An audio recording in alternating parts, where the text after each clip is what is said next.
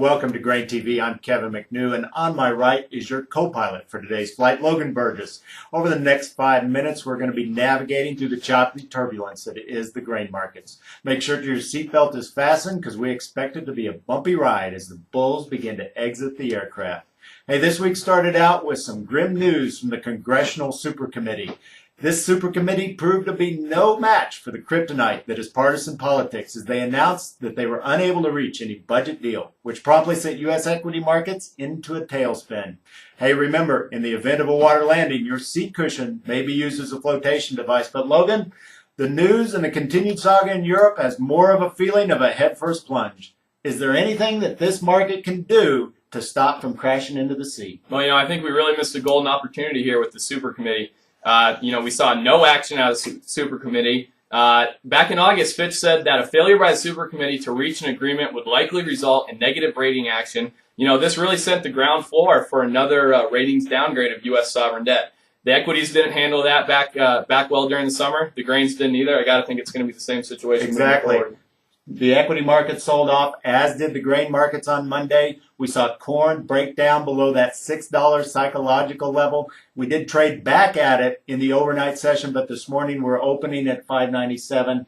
This looks like a market prime for selling, wouldn't you say, Logan? Absolutely, Kevin. To use a hockey metaphor here, I think this corn market is set to be beat like a rented goalie. Take a look here at the December corn chart. For the first time, we're trading down below $6. We haven't been in that area since September or October.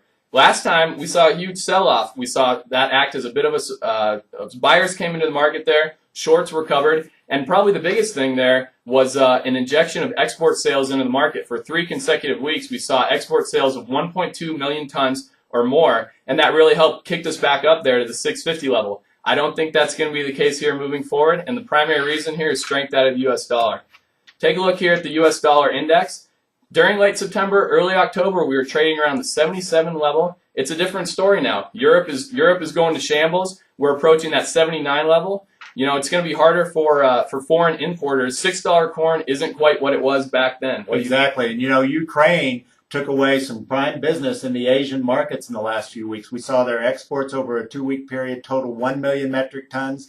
That was the entire book of business they did for an entire 4-month period here lately. So we know that stronger dollar is hurting our exports. But Logan, let me throw one thing at your rented goalie. Let me take a slap shot and say that basis levels might actually be primed to help lift the futures market. We have such strong basis across the country. We got December corn futures coming off the board. I wouldn't be surprised to see December corn, as it's stopping to trade and going into delivery, actually pull the rest of the corn complex higher. I think there's some positives that will cause that market to move a little bit higher, but I think overall this is still a market that needs to be sold for producers. If you're a producer, you're selling. You're not letting it ride. I think so. I'm looking at rallies to either make catch-up sales or certainly enhance my price coverage, maybe even into the next year's crop. I'm right there with you, Kevin.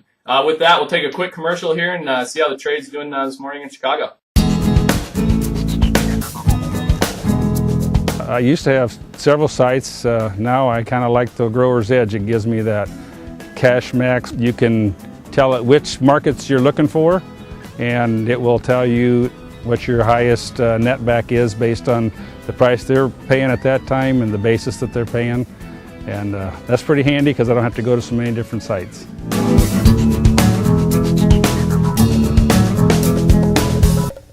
Welcome back to GrainTV. Logan, the opening morning looks pretty calm here. What are we seeing on the board? Yeah, Kevin, not really any fireworks here this morning. We're seeing corn trade unchanged, soybeans up 1, wheat up unchanged to 1. Really no buying with conviction here this morning. Exactly. When I look at the bean number, I remember a week and a half ago we were talking a lot about 1165 on January beans being major support. We talked about it probably breaking down below that. We've done so.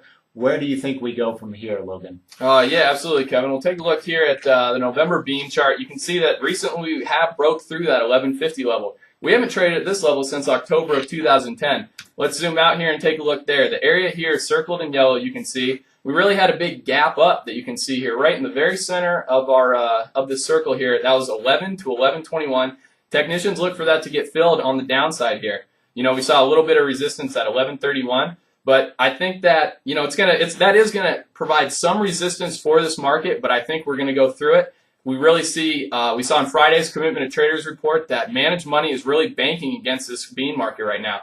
The long to short ratio right now is 1.16, substantially lower than what we saw during September, where it was near 10. Not only are they taking longs off the board, but they're adding short positions onto it. So right now, I think that technically we're really looking to go lower here. And fundamentally, I don't think it's shaping up well for the bulls in the bean market right now. Argentina, South America continues to be having favorable weather. We know their crop plantings are going to be large. Right now, no real shockers in terms of weather on the board. So I got to believe technicals, fundamentals are weighing against the bean market, wouldn't you say? Absolutely. If I'm a bean producer right now, I'm selling futures or I'm picking up a few puts right now. I'm protecting my bottom line. Hey, thanks for joining us. Call us anytime, 877-GRAIN-07, or visit us online at grainhedge.com. Have a great Thanksgiving. We will see you on Friday, Black Friday.